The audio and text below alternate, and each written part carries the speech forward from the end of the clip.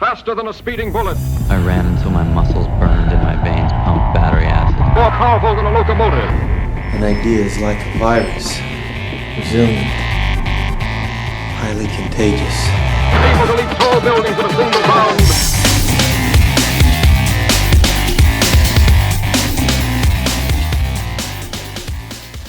Hello, ladies and gentlemen, and welcome to the Better Humanology Podcast. My name is Jared Moon, and we have a very, very different episode than you are used to today. So normally, we have the Better Human Bullets, we have the challenges, we have the book recommendations, and then we get into a topic that we want to discuss, or maybe something we're passionate about.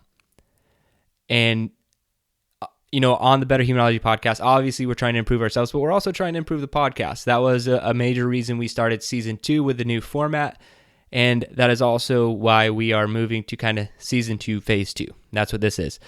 So what we're going to do is move the episodes that you're accustomed to. Those are going to get moved to Monday, moved to the beginning of the week. We feel like it just makes a lot more sense to have all these challenges and book recommendations and everything to kind of kick off your week, something you can try and achieve Monday through Friday. And then we want to have a second episode. And obviously it's going to be something that's geared towards making you better. Maybe we're going to read something. Maybe we're going to discuss something. It's going to be a shorter format, but something easier for you to digest at the end of the week, and something that you can just think about. Generally one concept, just think about it and it will go in depth on it. But it's going to be a shorter format and not have all that we do in the first episode of the week. Before we get into today's episode, I do want to say, for just kind of like an announcement update, anyone into 3 Fitness who has One Man, One Barbell, the 2016 One Man, One Barbell update will be coming out next week. I know I've gotten a lot of emails about it, people asking. We were a little bit later than I wanted it to be this year, but we were just trying to make sure everything was right, proven, tested. So if you're not in our new system, next week you're going to get an email to be in our new system. And if you already have One Man, One Barbell, just don't worry about anything till next week. You're going to get an email. I know who you are, and you're going to email. You're going to get the update and access to all the stuff, our new system, if you don't already have access to it. And it's going to be really cool. And so you can get that. If you don't know what One Man, One Barbell is, or what I'm talking about, so One Man, One Barbell is simply a very simple and effective strength and conditioning system we've had for several years at Into 3 Fitness, and thousands of people have used it. And it's been a very successful program, very happy with the results. And we then also kind of launched with One Man, One Barbell what we now call the Barbell Project, which is the continual quest to improve One Man, One Barbell and make sure that everyone who wants to train as a minimalist, who wants to train with One Man, One Barbell, is getting an update every single year for the foreseeable future. And so that's kind of what this update is. It's part of the Barbell Project, increasing and expanding One Man, One Barbell, which can make it a little bit overwhelming for someone who's just jumping in, since we do add new stuff every year. But we have it laid out pretty simply on where you should start and then when you should probably use our updates. So if that is something you want to check out, you're not familiar with it, you just go to into3fitness.com and check out One Man, One Barbell. There you'll be able to find it. Now today's topic, I'd like to discuss consistent training, or rather inconsistent training, and some, how to take your brain out of training to be a little more objective, where you can start actually seeing the results that you want in physical fitness. And I think a lot of people have in their training, even the most advanced athletes I see, all the way down to people who are just starting out, have in their training what I see and now call noise. And, it might be more prevalent in people who are more advanced because they have a tendency to overthink things.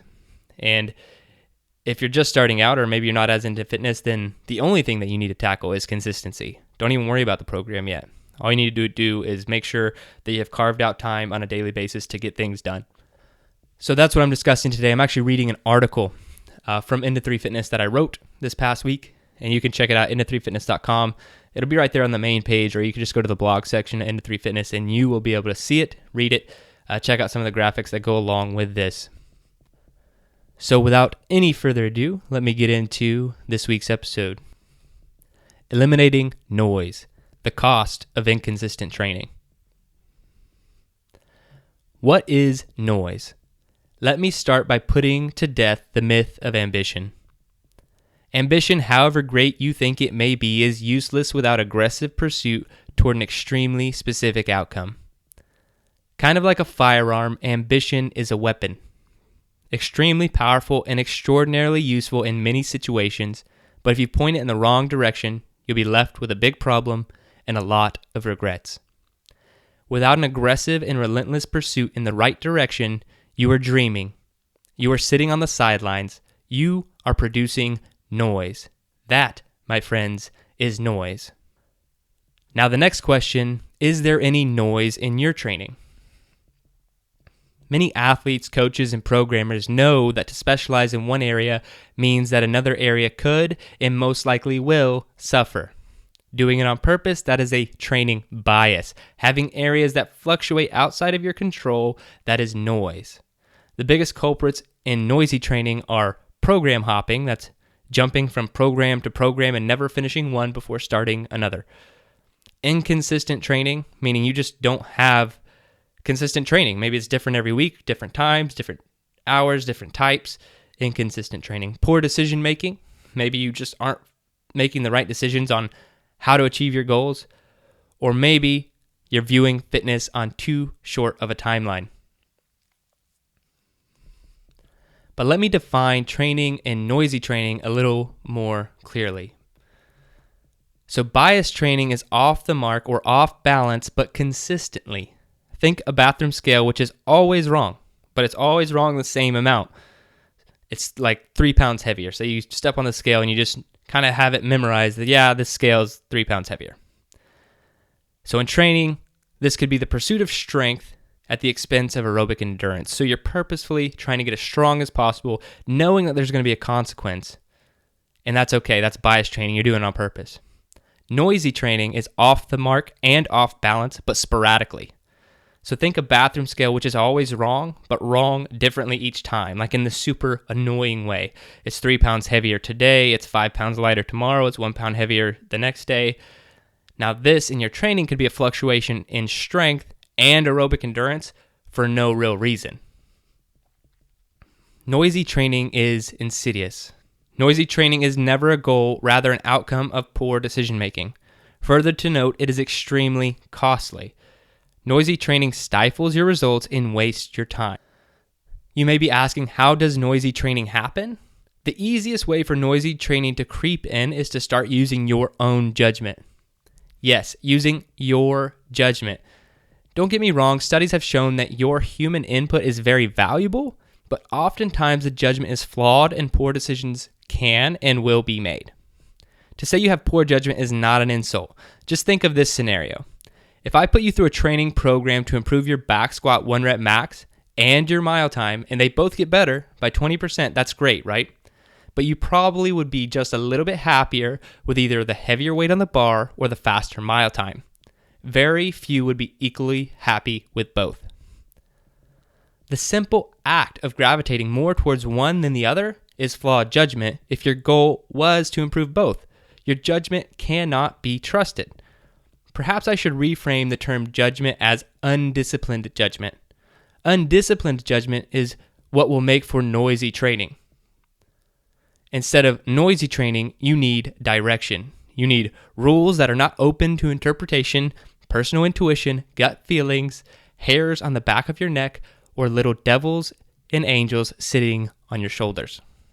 Rules and benchmarks that contain no ambiguity. This is where we start to dial in your noisy training.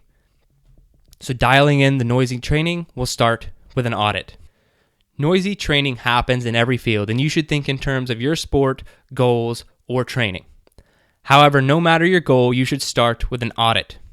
This is how we do it, but feel free to tweak our process to fit your needs. So here at N3 Fitness, we are training to become better human beings, stronger, faster, and harder to kill. We want to be more useful, and yes, we'd like to look good naked in the process of it all. To make sure we are on track, every 12 weeks we put our athletes through an audit, whether they know it or not. You don't have to benchmark as frequently as we do, but given our opportunity to train so many athletes, we find frequency very important. Because we're not looking for the mind-blowing results every 12 weeks, rather a trend in the right direction each 12-week period. Remember, one of the problems that you could have is only viewing fitness in a 12-week increment. Sure, that's a good way to program, but it's a terrible way to look at your overall fitness. Fitness is across a very long timeline. We have 15 different physical tests across many domains to determine the overall fitness level of each athlete. We then cross-reference the results of these benchmarks with other benchmarks such as average sleep, resting heart rate, and a subjective score, a scale of 1 to 10 of how the athlete felt. So maybe you have a stressful week, maybe you didn't recover well, maybe you're low energy. You get to pick on a scale of 1 to 10 how you're feeling. I tell you all this for one reason. I program for hundreds of athletes who see results, and ultimately I take a lot of my judgment out of how athletes are doing. If all EO3 athletes were direct one-on-one each week, it'd be different. But in this training environment, I don't trust my judgment or opinion bias. I let the numbers do the heavy lifting. So where should the individual athlete start the audit? Where should you start if you're listening to this right now? Well, if your goals are in line with ours, we have a very easy starting point. So remember, our goal is stronger, faster, harder to kill, more useful, looking good, naked in the process. You can try our 15 different benchmarks and see where you stack up at the end of each of our 3 levels. So we have a competitor level, an established level, and a recruit level. And you can go see the chart at into3fitness.com. Check out this article and this podcast episode, and you'll see it about midway down the page. But essentially, we're going to be looking at strength, things like back squat, deadlift, front squat, press, clean, snatch, jerk.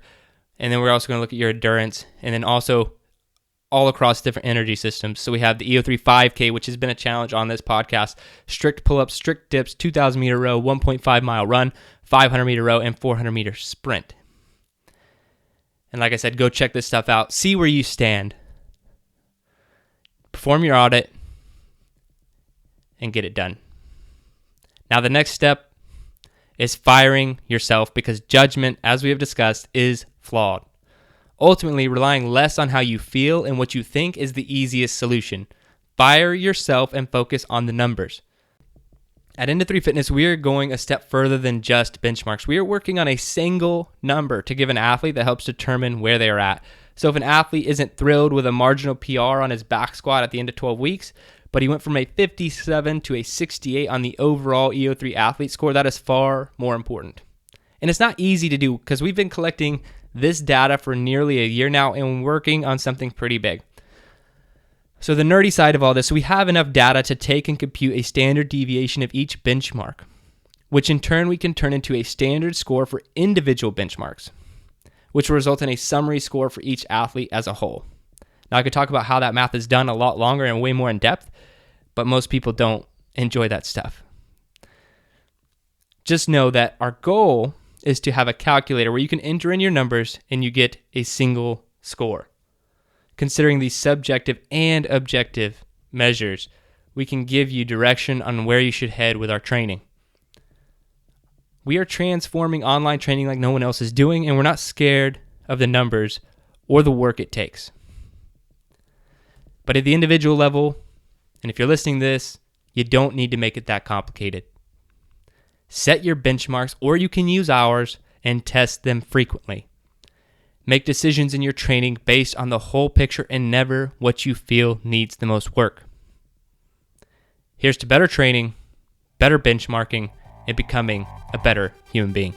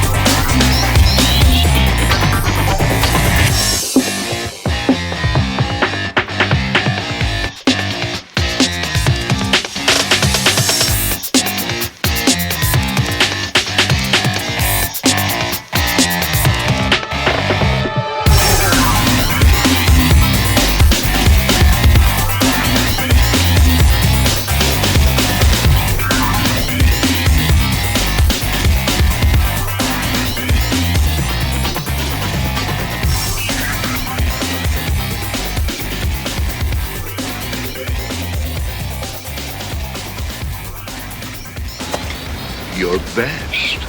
Losers always whine about their best.